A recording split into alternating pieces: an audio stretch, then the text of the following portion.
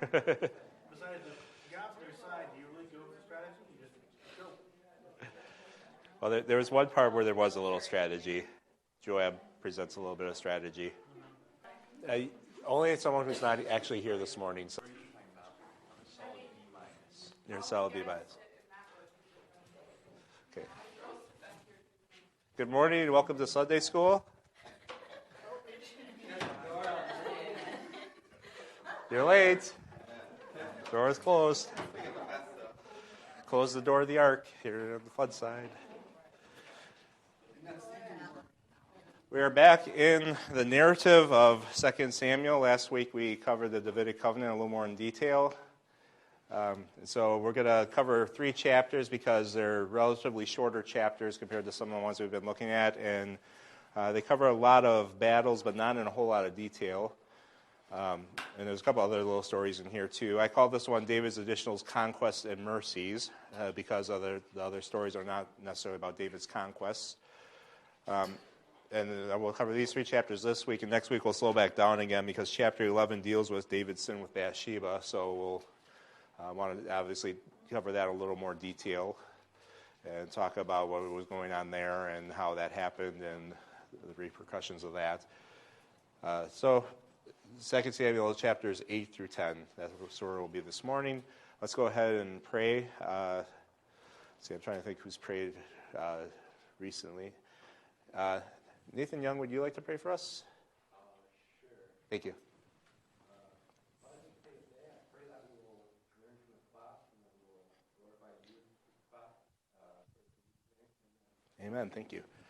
Okay, 2 Samuel 8. Let's move so that we can get out here before 2 o'clock because I don't want to make someone a prophet and say that we'll be here till 2 o'clock. That's Brenda's prediction. Okay, 2 Samuel 8, verses 1 through 4. Okay, Nathan, you're going to go ahead and read. By the way, we bribe our readers with candy, so if you want candy, you have to read. After this, it came to pass that David attacked the Philistines and subdued them. And David took Metheg-Ammah from the hand of the Philistines. Then he defeated Moab, forcing them down to the ground, and measured them off with a line. With 2 lines, he measured them off with a line. With 2 lines, he measured those to be put to death, and with 1 full line, those to be kept alive. So the Moabites became David's servants and brought tribute. David also defeated Hadadezer, the son of Rahab, king of Zobah, as he went to recover his territory at the river Euphrates. David took from him 1,000 chariots, 700 horsemen, and 20,000 foot soldiers. Also, David hamstrung all the chariot horses, except that he spared enough of them for 100 chariots. So, number 1 here is David's various conquests.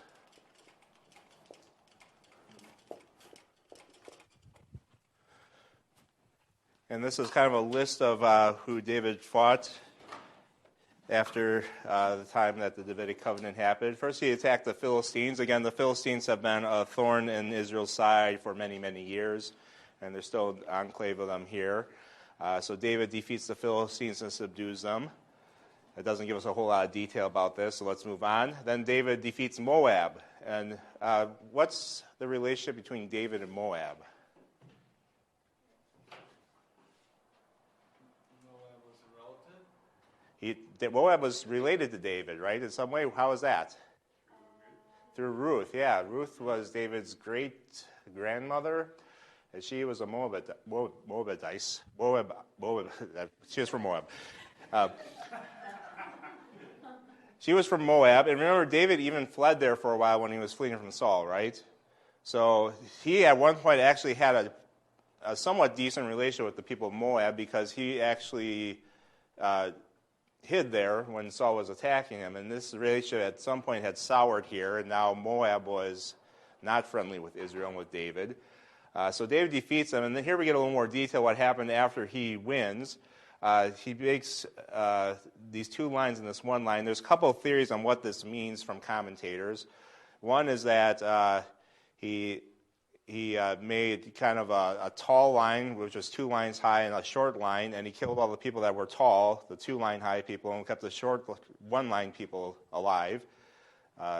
the big, tall, strong warriors will kill them, but we'll leave the weaker warriors alive. The other one is that he pulled it. How many of you seen Avengers? Some of you. He did the Thanos thing, put people in a couple lines and killed off the 2 lines of people and saved the 1 line. So here, killed 2/3 of them and kept 1/3 alive. That's kind of my theory of what I think happened. He killed 2 lines of people, so 2/3 of them died and kept 1/3 alive. Weakened them to the point that they wouldn't be a threat anymore. And then the result of this, they would have been severely weakened, so the Moabites would have came up with this result. They would have served Israel and paid tribute to them because they were defeated enough that they knew they couldn't rise against Israel anymore. So he defeats Moab, and then he defeats the king of Zobah. And this king of Zobah, you look, he seems pretty strong. He has 1,000 chariots. And again, chariots were like, yeah, they were like the ultimate in technology at this time. These were the best of the war machines that they had. They had chariots. They had 700 horsemen. Horsemen were still pretty good, too. If you didn't have chariots, horsemen were the next best thing. And then 20,000 foot soldiers. So this is a pretty decent-sized group, and David defeats them. And so he took from them 1,000 chariots.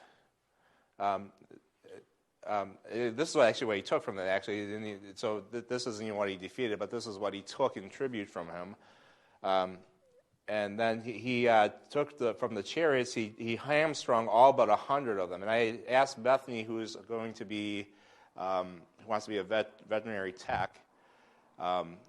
That's her goal in life, and she's a high school student, so she obviously hasn't studied a lot of it. But I said, what happens to horses when you hamstring them? And she goes, I don't know, but it's probably not good. I'm like, okay, yeah, I kind of thought that too. But basically, it seems like it probably didn't kill them necessarily, but it definitely makes them not useful for chariot horses anymore. It actually reduces their ability to run fast. They can Yeah. still pull a plow or a cart. Right. They can't run. You can't really pull a chariot anymore. You're not useful for that task. So basically, he took away the ability of 900 of the chariot, 900 of, well, then it's 100 chariot horses, so I don't know how many horses per chariot they have. These were 1-horse chariots, 2-horse chariots, whatever. But there were only 100 horses left for chariots. So again, he's hindering the forces that were against him from being able to rise up again and fight him. So he defeats these 3 countries here, these various conquests that just kind of lists off that David's having these military victories. And he's having success. And again, as we get out of the Davidic covenant, part of what God promised to David, as again, not the long-term, but the short-term promise that God made to David is he's going to build him a house, is that he was going to have military conquest, and God was going to give him rest and peace. And David is so far seeing God's promise fulfilled in that he's defeating these nations that are coming against Israel. So we see that happening. Let's move on to chapter 8, verses 5 through 8. Lemuel, your hand flew up quick, so what you read? When the Syrians of Damascus came to help Hadadezer, king of Zobah, David killed 22,000 of the Syrians. Then David put garrisons in Syria of Damascus, and the Syrians became David's servants and brought tribute. The Lord preserved David wherever he went, and David took the shields of gold that had belonged to the servants of Hadadezer and brought them to Jerusalem. Also from Batal and from Berothea, says of Hadadezer, King David took a large amount of bronze. So now the author, after listing these 3 other nations quick, he takes a little more time and talks about the Syrians. So David defeats these Syrians. And I think he does this because the Syrians are going to show up a couple times in our story over the next couple chapters. And so Syria is up here in the north. And the Syrians, they're coming down here because of this king of Zobah, who, again, David just took the 1,000 chariots, the 700 horsemen, and 20,000 foot soldiers. The Syrians are friends of this guy, Hadadezer, the king of Zobah, and so the Syrians come to help this king. They don't like to see their alliance guy getting defeated, so they come to help. So David says, okay, you're going to come to help, I'll defeat you also. So David defeats them, kills 22,000 of their men, and David puts garrisons in Syria. So he sets up permanent troops up there to kind of keep control over the Syrians. The Syrians, they now become servants of David, and they're paying tribute to David also. And so they're under David's authority. And David takes shields of gold. And the shields of gold, these aren't like shields they take into battle. You don't take shields of gold into battle. These are ceremonial shields. These are things that you hang in your temples and your palaces to show off how wealthy you are. They're ornamental, and they're made to look nice and to say, hey, look, I got shields of gold. That's how wealthy I am and how powerful I am. I got these shields of gold. So David takes these, and he also takes a large amount of bronze. Now, which is... do you think is better, gold or bronze? Depends on what you're trying to do. Okay. But which generally is better? Gold's worth more. Okay. Yeah, gold's worth more. Why do you think bronze is mentioned here? Bronze can be turned into weapons. Okay, bronze could be turned into weapons. It could be turned into other things too, and that's the important thing because we're going to look at that in a little bit. 2 Samuel chapter 8, let's go on, 9 through 12. Gabriel, go ahead. Then Joab king of Hamath heard that David had defeated all the army of Hadadezer. Then Joab sent Joram, his son, to King David to greet him and bless him because he had fought against Hadadezer and defeated him. For Hadadezer had been at war with Joab. And Joram brought with him articles of silver, articles of gold, and articles of bronze. King David also had dedicated these to the Lord, along with the silver and the gold that he had dedicated from all the nations which he had subdued, from Syria, from Moab, from the people of Ammon, from the Philistines, from Amalek, and from the spoil of Hadadezer, and the son of Rehob, king of Zobah. So the king of Hamath honors David.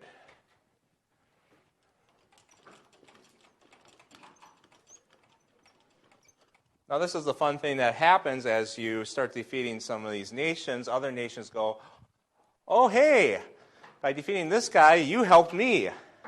I like that. Let's be friends. And this is exactly what happens. This Toi, the king of Hamath, sees, hey, you defeated the guy that's been bugging me all these years. I like you. I'm going to send you some presents. And we're going to be friends. So here David defeated the king of Zobah. And so he sends his son to greet and to bless David. Thank you so much. Oh, we've been under this oppression. It's been terrible. You defeated this guy. We're going to come and serve you. We're going to be your servants. And maybe there's a little fear there too, because David just defeated this guy who's been defeating us. We don't want anything to do with you, David. We're going to be your friend here. So Zobah was his enemy, so he gave David articles of silver, gold, and bronze. Here's gifts. We're your friends. Don't hurt us. Don't bother with us. We're good with you. And David gets these articles of silver, gold, and bronze. And now David, what does he do with it? David's rich. All right, yes, David has all kinds of money. He's going to go out and buy himself a nice new car and a yacht and houses in the Mediterranean. No. What does David do with it? He dedicates it to the Lord. And he takes that, not only the stuff that he just got here, but all the stuff that he conquered, he's going to dedicate it to the Lord. Now, what does it mean to dedicate it to the Lord? Yeah, I'm thankful we have 1 Chronicles, because a lot of times 1 Chronicles gives us more information that the writer of 1 and 2 Samuel and 1 and 2 Kings doesn't give us, like in the sermon this morning. We got extra information. 1 Chronicles 18:8 gives us some extra information. If you look there, it says, also from Tibbath and from Chun, the cities of Hadadezer. Who is Hadadezer again? That's the guy from Zobah that David just conquered, right? So this is at least part of that. David brought a large amount of bronze, with Solomon made the bronze sea. What's the bronze sea? It is something in the temple. Guys look all confused. So you have the temple itself. Remember, you have the temple's kind of this building here. Yeah, you have it in the back. You have the Holy of Holies. You have the Ark of the Covenant, right? And you have the, I believe, what else was in there? There was something else in there. I don't remember what it was. It was there's stuff in the ark, but there's another feature there because the lampstand's out here. I'll draw this out. There's the altar of incense here. The lampstand, the altar of showbread. Thought there was something. Okay, I'm not thinking straight, but I know that's there. Then you have the outside of the temple, and you have the altar for the burnt offering, and you have this large basin of water, which is the bronze sea. And I think you said, the priests would wash their hands in the bronze sea, and that was outside there. I might have drawn it a little big. It's probably not that big, but it was large. And so that's the simplified temple. I'm sure there's more to it than that. I know I'm missing something. There's something else in there. What was in there? The mercy seat's on the Ark of the Covenant, but there was... I can't... I have to look it up. I thought there was something else.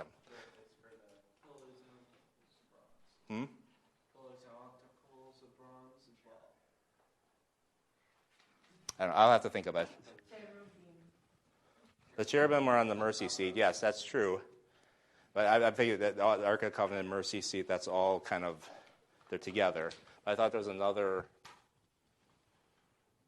I'm not thinking straight, so it doesn't matter. I'm probably wrong. Anyway, you're right, though. The cherubim are there, and the mercy seat, that's all there.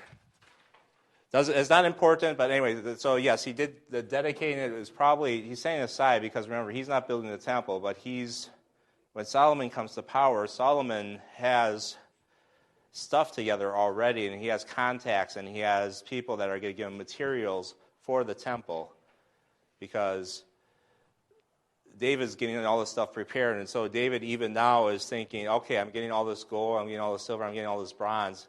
What am I going to do with this? And remember, even when he received the Davidic covenant, David was saying, God, I know you're not doing this for me, David. I know you're doing this for your glory and for your honor, to lift yourself up. I think David's thinking ahead and thinking, okay, I'm going to dedicate this stuff to God to use for his glory. David's already thinking this way. And so all this stuff is coming to him, and David's like, oh, this is great. We can use this for the temple. For, when God promised that my son's going to build it, I can set this aside, and we can have this ready so that we can do this. David's not thinking of himself and then getting himself rich. He's thinking of how can we use this for God's building that God's not letting me build, but that's going to get built here eventually. And so he's dedicating it to the Lord. So you see David's heart here, that even now, even knowing that he's not going to build the temple, he's still thinking like, I still want to do this. And I still want to have a part in doing this. And anything I can do to help out, I'm going to try to do that. So it's just kind of neat how David's mind is still like, I want to serve God, even though God's not going to let me build the temple. I'm still gonna have everything in place. So when my son, whoever that is, he doesn't know which son it is yet, but my son who's going to build the temple, whenever he does that, it's going to be all ready for him. David's planning ahead and doing that. So, good. Okay, let's move on. 13 through 18. Josiah.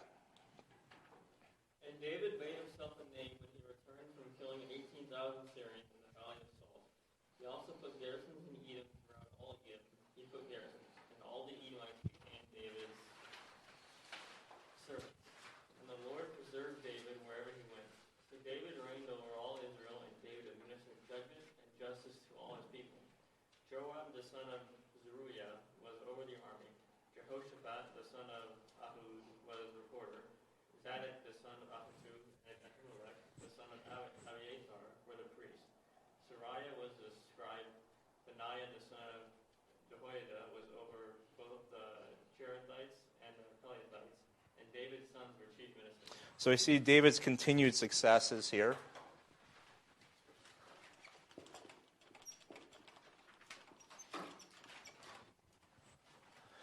I had to stop for a second. I always like to put one C in success, and there's two. Every time I type it, I put one in, and my computer changes it. The whiteboard won't change it for me, so I got to write it right the first time. So David's fame increases. He has another victory, it looks like, over the Syrians, killing 18,000 more in the Valley of Salt, which is near the Dead Sea. He also put garrisons in Edom. Who are the Edomites again? Yeah, Esau's descendants. Edom's way down here, so this is now victories in the south because Dead Sea is down here, Valley of Salt, and then down to Edom. So he put garrisons also there. Obviously, David has a large army if he's able to put garrisons up in the north and garrisons in the south. And he's conquering a lot of land. And the Edomites, they also serve David. And so here we get a statement in verse 14, and the Lord preserved David wherever he went. And so we see that God is on David's side, and he's preserving him and causing him to have these victories and causing him to have these successes. And then we see David reigning over Israel, and we see this kind of a list of David's.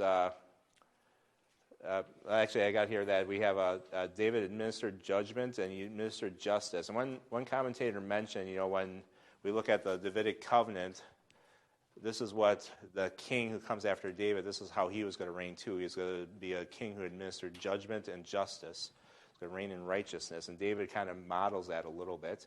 Obviously not perfectly. We're going to see David fails in a lot of ways along the way. But David was overall a good king who did what was right and did what was good. And then we get a list of some of his officials. And I'm not going to go through who they were and what they all did. We could study that, but I want to, for time's sake, we're just going to move on. But there's a list of his officials there.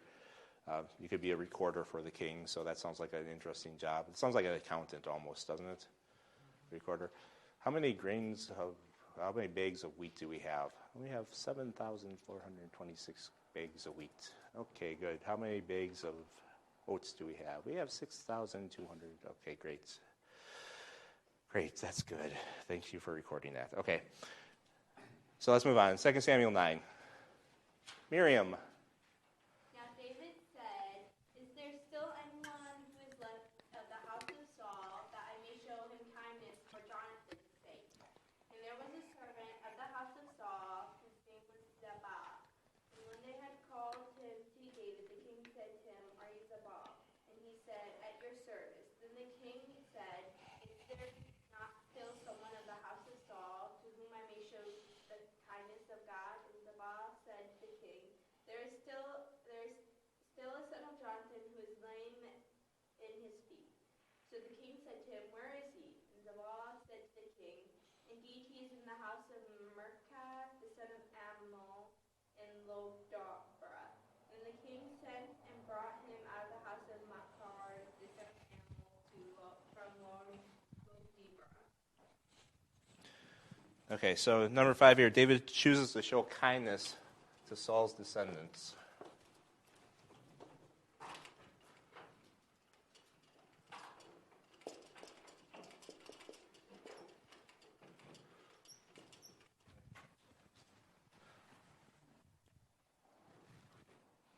To Saul's house here.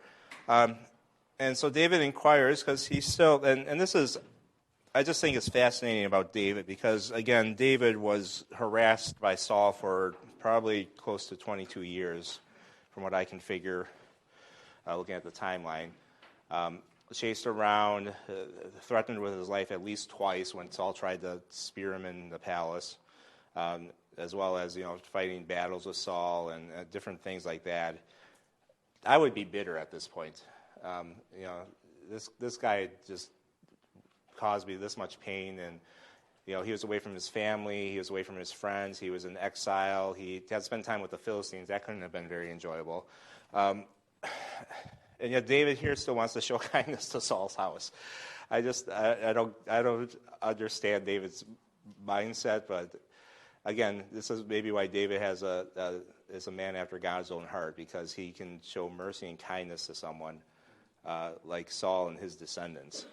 And so he wants to bless Saul's house and his descendants, and he inquires, is there anybody left I can show kindness to? Anybody at all? And yeah, there's one son of Jonathan left. And he's here, but he's lame in the feet. Why is he lame in the feet?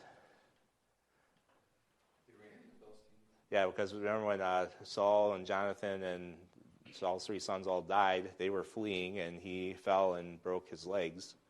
They never really healed right. So, and that was when he was 5, and this is much later, so he's older and still does not walk.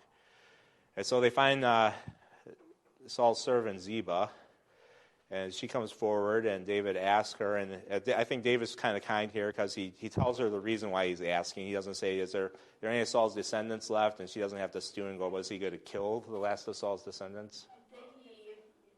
Oh, is it a he? I guess not.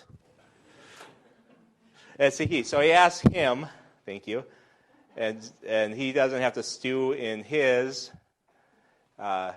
thoughts here and think, is David going to kill this last descendant of Saul? But David says right away, I want to show kindness, this kindness of God to him. And so Ziba says to the king, yes, there's a son of Jonathan. And the king finds out where he is, and Ziba gives the location, and the king sends for him and brings him to the palace. And so let's look at 6-8. Let's see how what David wants to do here. Who wants to read? Jana, go ahead.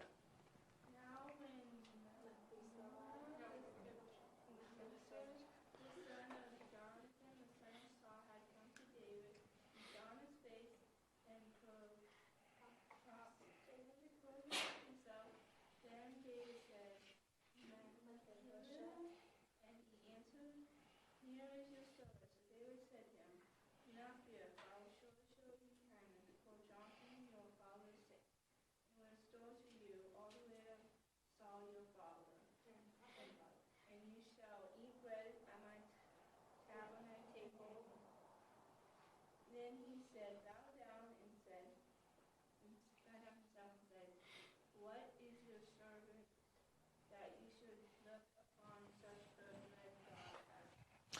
So David blesses Mephibosheth.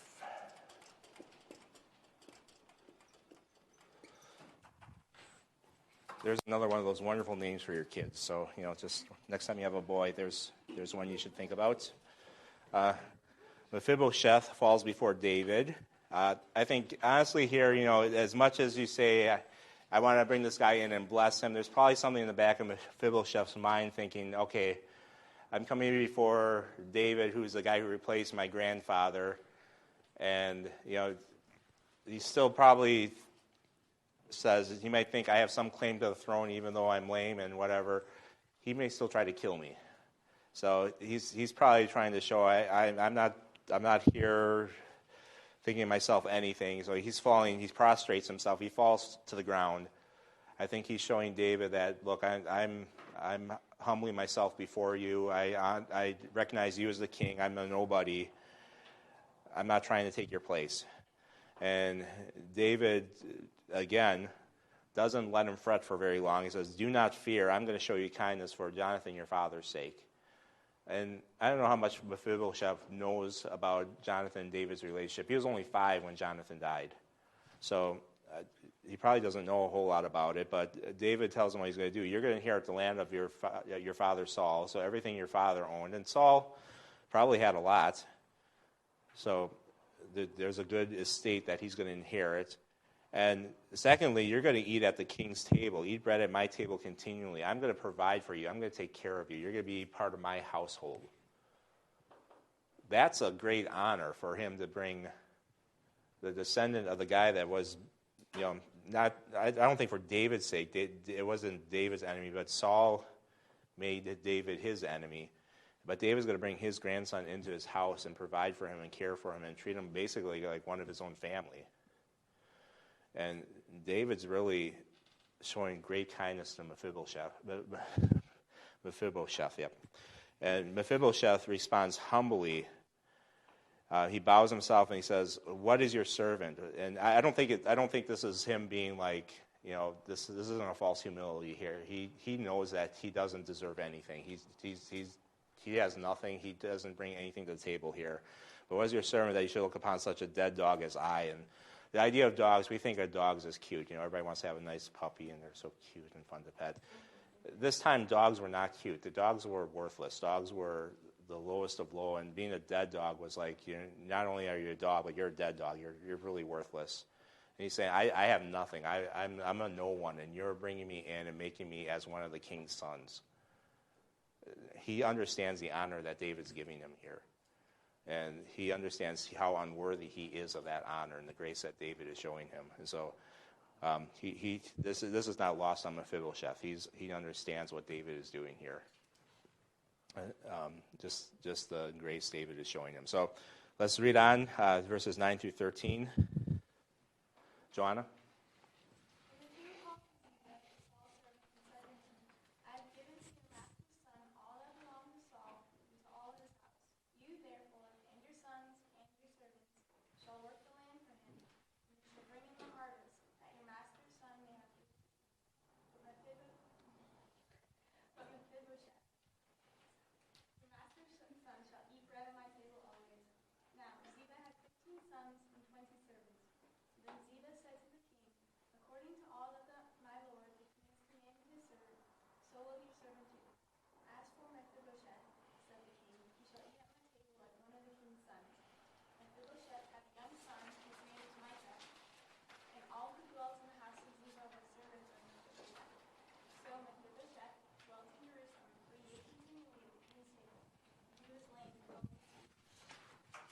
So David charges Ziba. Not charges like as he gets up and runs at Ziba. He charges him with what he's supposed to do. So David tells Ziba the promise of Mephibosheth. This is what I am doing for your master's son. I'm giving everything that belonged to Saul to your master's son, and everything that belonged to Saul's house. And then here's what you're going to do. You, your sons, your servants, you're going to work the land for him. You're going to take care of all this land. You're going to bring in the harvest for him, and you're going to make sure that he has food to eat. Because Mephibosheth doesn't have any food to eat. No, Mephibosheth's going to eat at my table.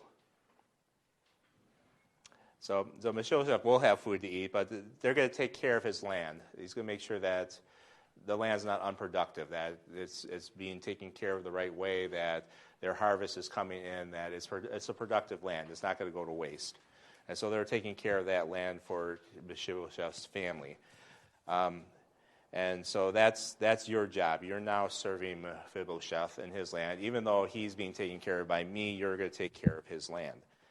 And Ziba has a nice, strong group of people, 15 sons and 20 servants. So that's a pretty good workforce. That's enough people to do the job.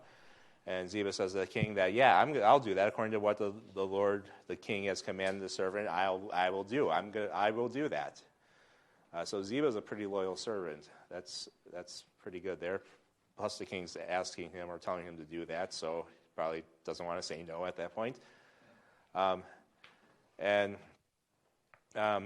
We go on, and David reiterates that Mephibosheth will eat at the king's table like one of the king's sons, again, saying what the king has promised to do. Mephibosheth also had a young son whose name was Micah. Finally, somebody with a halfway normal name, right? You can pronounce here. And all who dwelt in the house of Ziba were servants of Mephibosheth. And so Mephibosheth dwelt in Jerusalem and ate at David's table continually. So David took care of him. So David shows this great blessing to the grandson of Saul. And it's just really a very neat story in the midst of a war previous, and then we're going to talk about some more wars of David, that David wants to show kindness to the grandson of a guy that really did not treat him very well at all. And yet David wants to do the right thing and the good thing. And so really see David's heart here. And how much David is willing to take what God has given him, how God has blessed him and blessed someone else with it. Just really a neat story about David and his heart. Well, David's not done. He wants to bless some more people. So 2 Samuel 10, verses 1 and 2. Who wants to read? Lynn, go ahead. And it happened after this that the king of the people of Ammon died, and Hanun, his son, reigned in his place. Then David said, I will show kindness to Hanun, the son of Nahash, as his father showed kindness to me. So David sent by the hand of his servants to cover him concerning his father. And David's servants came into the land of the people of Ammon. So David has another chance. He wants to show some kindness. That's my word there. Yep. desires to show kindness to this king. And to the king of Ammon. The king had died, the king that showed kindness to David, and his son was now king, and he wanted to go show kindness to him by comforting his son as his father died. So he sends his servants. This is great. The king had died. Hanun, his son, was reigning, and David wanted to show kindness to Hanun because his father showed such great kindness to David. So he sends his messengers to the king, and their goal is they're going to go comfort this new king. And David really wants to do something kind for this king, and this is going to turn out so well. Verses 3 and 4, who wants to read? We're all done with our readers? Miriam, you want to read again? And the princes of the people of Ammon said to Haran, their lord, do you think that David really honors your father because he has sent comforters to you? Has David not rather sent his servants to you to search the city, to spy it out, and to overthrow it? Therefore Haran took David's servants, shaved half their beards, and cut off their garments in the middle at their buttocks, and sent them away. So Hanun, in return for this kindness, humiliates David's messengers.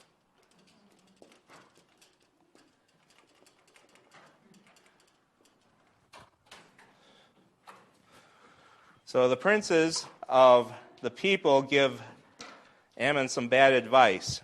David's not honoring your father. You're being a fool if you think so. He's not sent comforters to you. What he's done is he sent spies to you. Where have we heard this kind of argument before?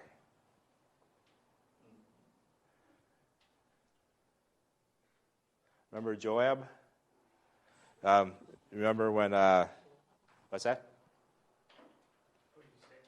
Yeah, when, I was going to go there too.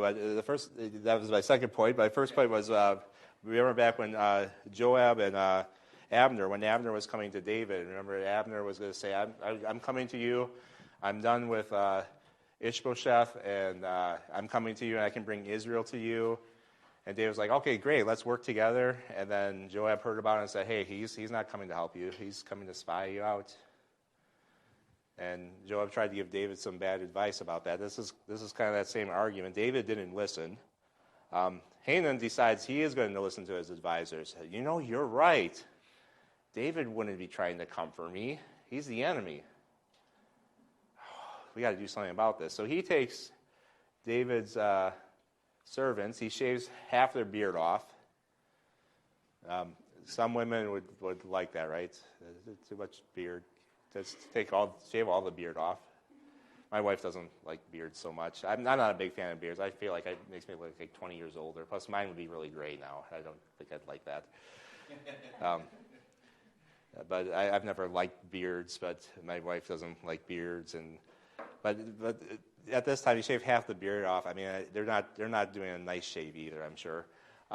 He cuts their garments at their buttocks. Now, you know, I wouldn't want to expose my backside either, but you know, this was really an insult at this time. This was disgraceful. He's disgracing them, and then he's sending them away. He's like really shaming them and saying, we have no respect for your messengers. You tried to pull this on us. This is what we think of your messengers. We have absolutely no respect for what you're doing, David. He's really insulting David by doing this. And so, yeah, and you brought up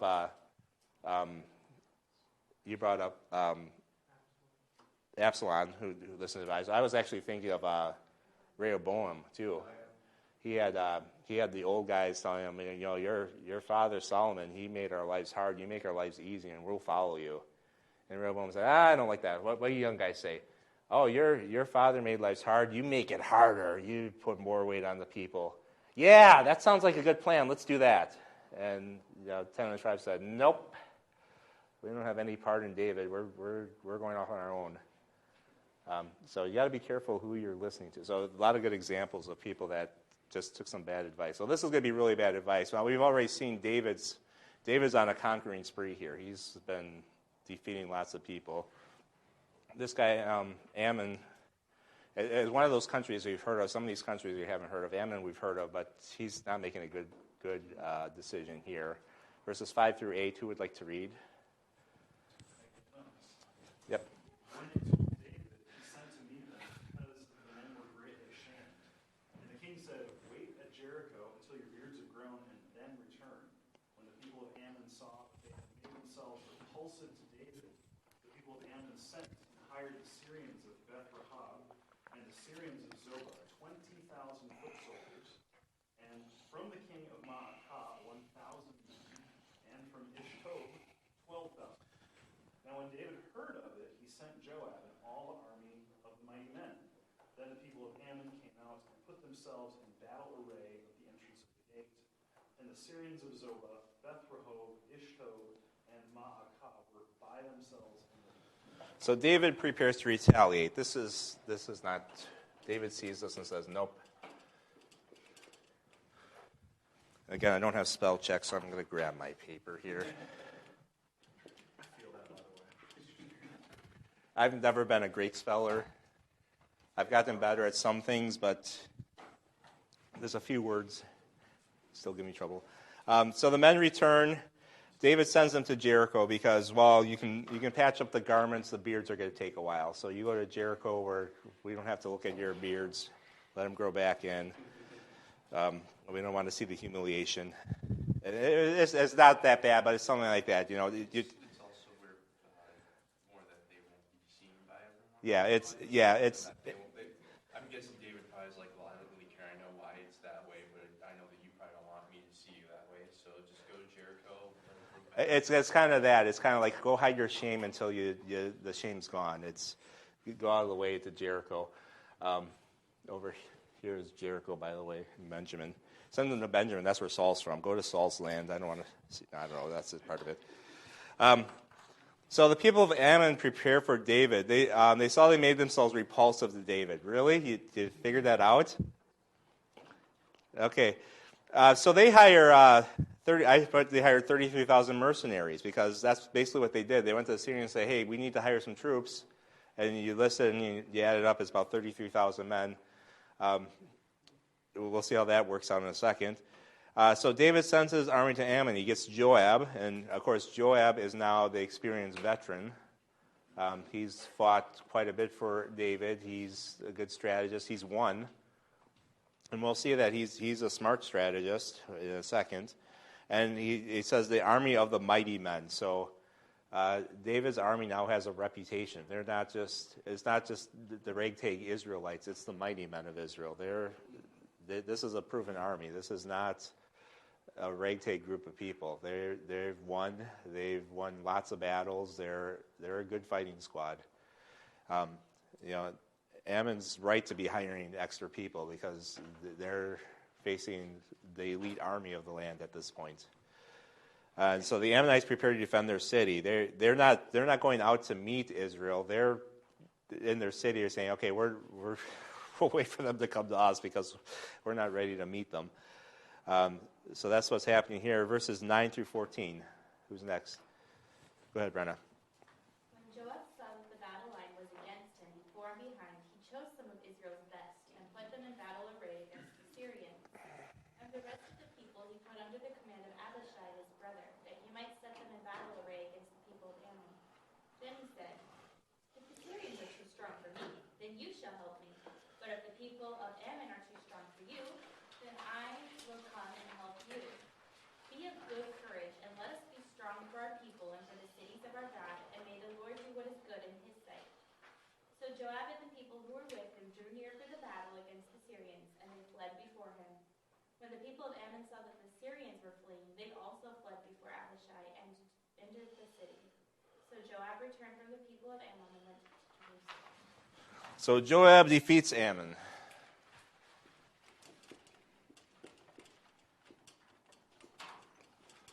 Again, remember early on there was a section on the Syrians. This is why I brought the Syrians back in, because they're coming back into the story here. So Joab divides his forces because all of a sudden there's two battle lines. The Syrians are in one place and the forces of Ammon are in another. So he places some men under his command and he places the rest under his brother's command. And they're kind of fighting on two sides. And so he says, okay, here's what we're going to do. We'll fight, and if one of us is having trouble, we'll support each other. And if you're having a hard time, I'll send some of my men over there to support you. if I'm having a hard time, you said some of your men to support me, and we'll make sure that we keep both battle lines strong. And Joab encourages the people of Israel, and he says, be of good courage, which again is not a new thing to say to Israel. This has been, you think back to even Joshua. Joshua commanded the people to be of good courage, be strong. Again, something I remember from the book of Joshua, and he says, be strong for Israel and for the cities of God. And he ends with, may the Lord do what is good in his sight. Now, Joab, again, doesn't strike me as the most religious person in the world. He's done some wicked things all along and will continue to do some wicked things. But I would assume the influence of David has rubbed off on him somewhat, and that, again, he's probably, at least in some respects, understands and knows who God is, possibly because of the influence of David. And so he's encouraging the people in the right way, at least, even if he's not fully 100% committed Hebrew. He's giving the right words, be strong for Israel, for the sake of their God, and God's going to do what he wants to do. And God's with us, and God has been with us and has been with David. So let's trust him at least. So I don't know where Joab's heart really is. It's hard to tell in these stories. And again, I don't think all of his actions are righteous actions, and a lot of his actions are wicked actions. But Joab's armies do end up winning here. And we see that the Syrians are the first to flee. Now, the Syrians are the mercenaries, right? And this is what happens with people that you're paying to fight for you. When the things start going bad, they're like, well, we're not getting paid enough for this. Let's get out of here. So they take off. They have no stake in this battle. This is in the land of Ammon, and they're like, okay, forget it, we're out of here. So they take off. Yes? Well, you know what they were hired from? Areas where David already had victories. So they might be survivors from those massacres. Yeah. As soon as they're up against Israel, nope, we're done. Yeah, they've seen this before, right? They thought, oh, you're fighting Israel. Let's see how it goes. Maybe we can get back at them. But now it starts going bad again. Oh, we've been through this before. We're out of here. And of course, Ammon sees this, that the Syrians are fleeing, and they're like, oh no, we've lost our support. And so now they take off. And they fled, and then they fled before Abishai, and they entered their city. And it seems like Joab probably didn't have enough forces, or one commentator said it was probably the wrong time of the year to conquer the city. So Joab lets them go back in their city, and then returns to Jerusalem. So the Syrians, even though they flee, they're not done yet. So let's look at verses 15 through 19. One more reader, Abigail. When the Syrians saw that they had been defeated by Israel, they gathered together. And Hadadezer sent and brought out the Syrians who were beyond the river. And they came to Helem. And Shobach, the commander of Hadazar's army, went before them. When it was told David, he gathered all Israel, crossed over the Jordan, and came to Helem. And the Syrians set themselves in battle array against David and fought with him. Then the Syrians fled before Israel, and David killed 700 charioteers and 40,000 horsemen of the Syrians, and struck Shobach, the commander of their army, who died there. And when all the kings who were servants to Hadadezer saw that they were defeated by Israel, they made peace with Israel and served them. So the Syrians were afraid to help the people of Ammon anymore. So David defeats the Syrians again.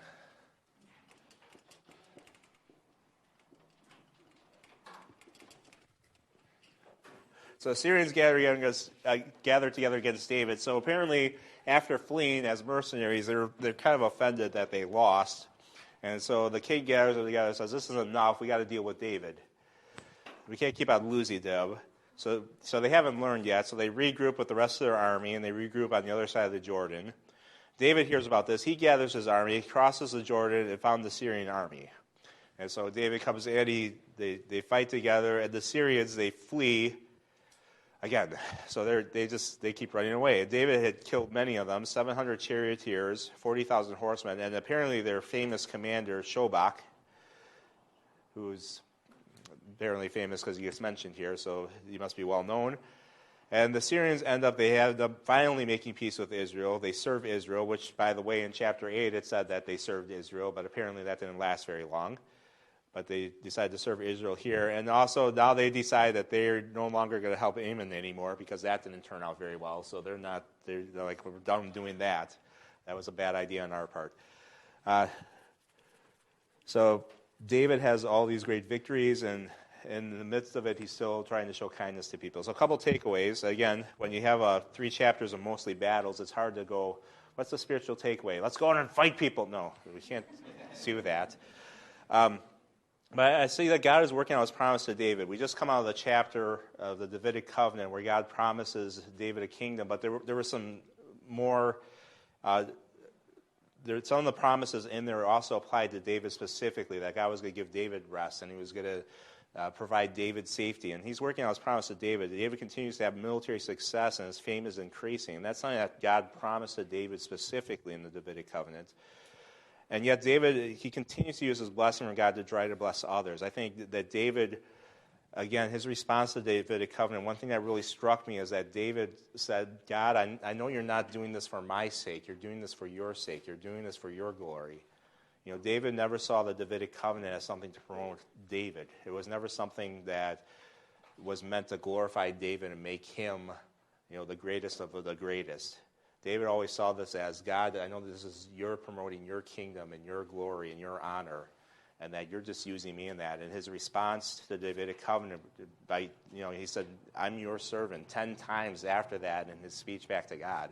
Your servant, your servant, your servant. He is there to serve God's purpose.